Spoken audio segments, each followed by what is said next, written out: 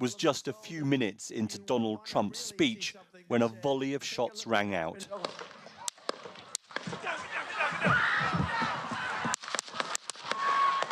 The former president could be seen clutching at the right side of his head. After that, he hits the ground as the Secret Service pile on top of him, their job to put their bodies between him and the shooter.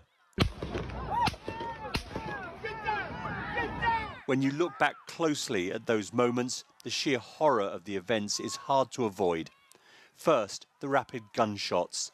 Then, a bullet captured in midair on its way to its target.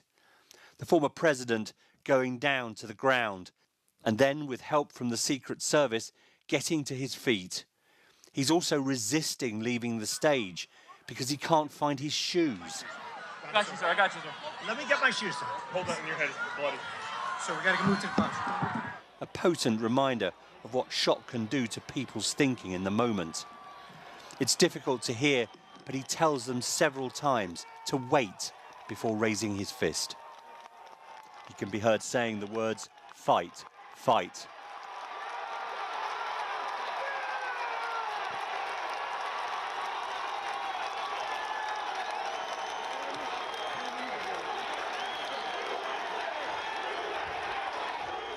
While all this was going on close to the stage, we were outside, hearing the shots, not knowing where they were coming from, afraid for our own safety. We're just waiting to see if things have cleared, and we're just, as you can see, we're on the ground behind our car, which is not ideal, but that's the shelter we have at the moment, and that's what we're trying to ascertain what's happened. As people streamed out of the venue, they told us what they'd seen.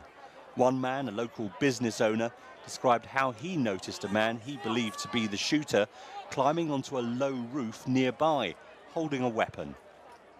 We noticed a guy crawling,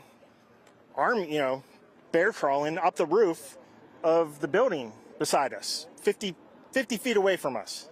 So we're standing there, we're pointing at the guy crawling up the roof. And he had a gun, right? He had a rifle. A rifle. We could clearly see him with a rifle, absolutely.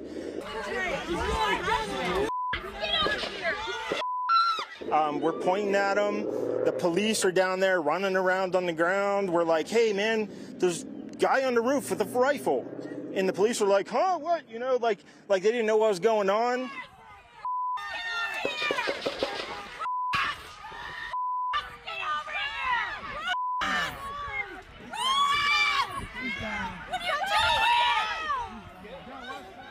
We now know at least one spectator was killed and 2 more critically injured. A doctor in the crowd tried to help. I heard the shots.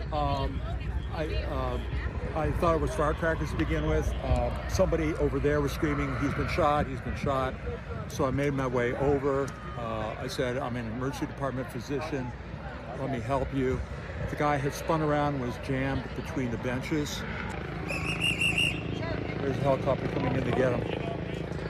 I got people there really helpful. I got Was there only one person shot that you saw? Then I did CPR, did chest compressions as well as I breathed for him. President Trump was taken straight off to the local Butler County Hospital.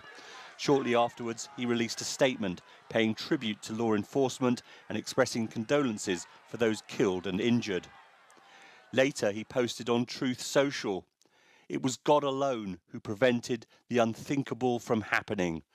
We will fear not, but instead remain resilient in our faith." And they were all on they had torches all throughout Oklahoma, and they were raising up these torches that looked like fire, and they were bringing forth a new patriotism upon the nation, and it was being birthed, and it just kept spreading like fire all throughout America, all throughout. And I saw Trump rising up, and then I saw an attempt on his life.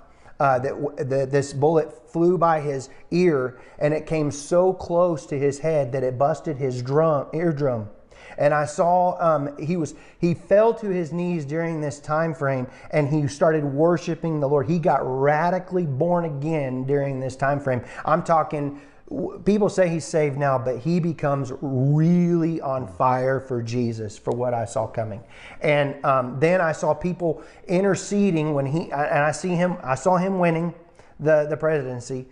through great. The Lord showed me it would go clear into the summer. Great persecution would come on him through the judges and through the law and all these people trying to sue him and all this stuff. But there would be a stop to it, and there things would start to break free come toward the fall. And then I saw him winning the election through the Patriots coming out and voting, and then there will be a great economy crash.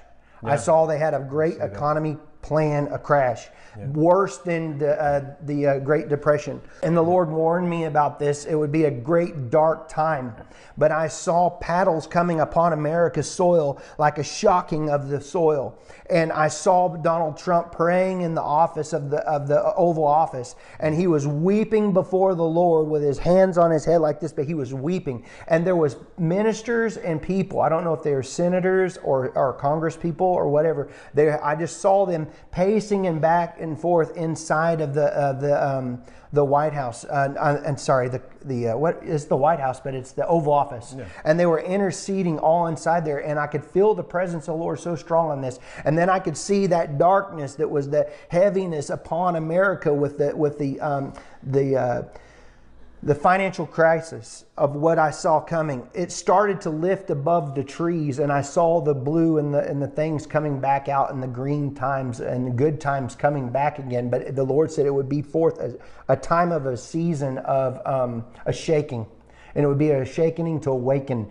And in this, this would basically that He was not done with America. There would be a great revival come, and it's not all doom and gloom. That's what He said. The sky's not falling.